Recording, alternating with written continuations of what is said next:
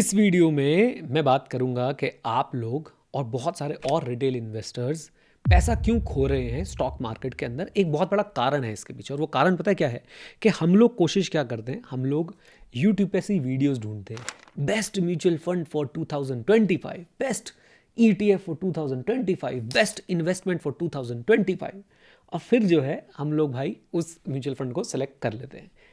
कुछ नहीं पता हमारा रिस्क एपेटाइट क्या है, हमारा थॉट प्रोसेस क्या है, हमारी लिक्विडिटी इश्यूज़ क्या है, हमारी लिक्विडिटी रिक्वायरमेंट क्या है, हमारी फैमिली में कौन, बट आप बेस्ट म्यूचुअल फंड ढूंढ के इन्वेस्ट कर देते हो। और पता है क्या है, मुझ जैसे लोग जो कहते हैं कि नहीं, आप सीखिए, पर्सनल फाइनेंस के बारे में सीखिए, आप समझिए कि आपको कौन सा म्यूचुअल फंड आपके लाइफस्टाइल के हिसाब से, आपके हिसाब से सही रहेगा। हम जैसे लोगों को आप क्या बोलते हो, अरे फंड तो बताया नहीं इसने, स्टॉक का नाम तो बता नहीं रहा है। भाई आपकी और मेरी हालात जो है वो बहुत अलग है। पर्सनल फाइनेंस में पर्सनल वर्ड जो है बहुत इंपॉर्टेंट है, और इस बात को जो समझ गया वो सीखता है, और सीख के खुद से अपनी हालात के हिसाब से, अपने सर्कमस्टांसेस के हिसाब से फिर वो अच्छे म्यूचुअल फंड चूज करता है और उसके अंदर इन्वेस्ट करके वेल्थ क्रिएट करता है।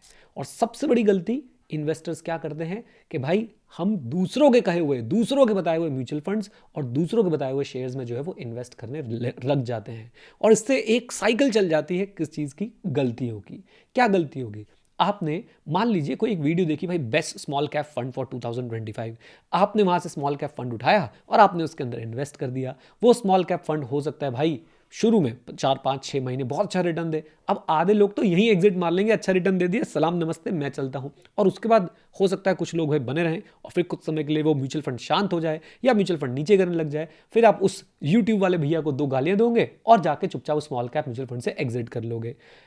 यही तो गलती है। आप क्यों नहीं बने रह पाए उस म्यूचुअल फंड के अंदर लंबे समय तक? क्योंकि आपका कन्विक्शन नहीं था, आपने उधारी की कन्विक्शन से जो है उस म्यूचुअल फंड के अंदर इन्वेस्ट किया था, है ना।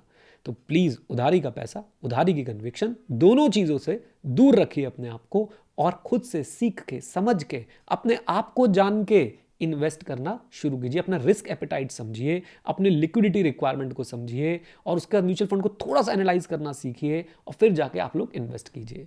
हाँ हाँ, मुझे पता है आप लोग सोच रहे होंगे कि मैं अपना कोर्स प्रमोट करूंगा, कुछ नहीं प्रमोट कर रहा, बस सिर्फ एक बात बताने आया हूं कि आप बार बार फेल होते रहेंगे अगर आप खुद से सीख के, समझ के इन्वेस्ट नहीं करेंगे।